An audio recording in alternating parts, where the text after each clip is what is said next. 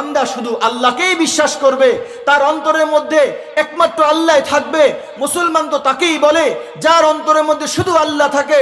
লাম ইয়াখাফ ইল্লাল্লাহ, মুসলমান আল্লাহ ছাড়া কাউকে ভয় পায় না। ওয়ালাম ইয়াস্তাইন ইল্লা বিল্লাহ, মুসলমান আল্লাহ ছাড়া অন্য কারো কাছে সাহায্য চায় না। ওয়ালাম ইয়াবুদ ইল্লা বিল্লাহ, আল্লাহ ছাড়া অন্য কারো কাছে মুসলমান ইবাদত করে না। মুসলমান চায় একমাত্র আল্লাহর কাছে চায়। মুসলমান সিজদা দেয় একমাত্র আল্লাহর কাছেই সিজদা দেয়। মুসলমানের সন্তান দরকার হলে মুসলমান একমাত্র আল্লাহর কাছেই সন্তান চায়। মুসলমানের সুস্থতা দরকার হলে সে একমাত্র আল্লাহর কাছেই সুস্থতা চায়। মুসলমানের অভাবগ্রস্ত হলে তার অভাব থেকে বাঁচে সে একমাত্র আল্লাহর কাছেই চায়, অন্য কারো কাছে চায় না। কিন্তু দেখা যায় অনেক সময় আমাদেরকে শয়তান শিরিক করায় ফেলে। আল্লাহ তাআলা কোরআনে পাকের মধ্যে বলেন, হে মুহাম্মদ আপনি বলে দিন, কুল তাআলাউ আতলু মা হাররামা রাব্বুকুম আলাইকুম, কুল তাআলাউ আতলু মা হাররামা রাব্বুকুম আলাইকুম আল্লাহ তুশরিকু বিহি শাইআ।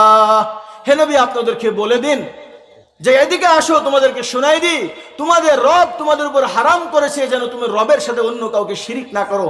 কারণ শিরিক এমন এক বড় গুনাহ, কাল কিয়ামতের ময়দানে হাদিসের মধ্যে আছে, নবী করিম সাল্লাল্লাহু আলাইহি ওয়াসাল্লাম বলেন, মান ক্বালা লা ইলাহা ইল্লাল্লাহ মুখলিসান দাখালাল জান্নাহ, কোন ব্যক্তি যদি ঈমান ও ইখলাসের সাথে কালেমায়ে তাইয়্যিবা লা ইলাহা বলে, ফামান কানা ফি কলবিহি মিসকাল হাববাতিন খারদালিন মিনাল ঈমান, যার অন্তরের মধ্যে যাররা পরিমাণ, একটা বালিকণা পরিমাণ ঈমান থাকবে, আল্লাহ তাআলা এই ঈমানের বদলে তাকে জান্নাত দিয়ে দিবে।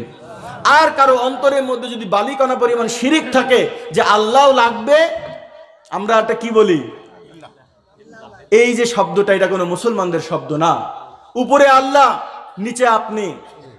আল্লাহ তো ঠিকই আছে কিন্তু হিল্লা লাগে না। এই আল্লাহ লাগবে হিল্লাও লাগবে, এটা শিরিকি কথা। এটা যদি দিল থেকে বলে তো মুশরিক হয়ে যাবে।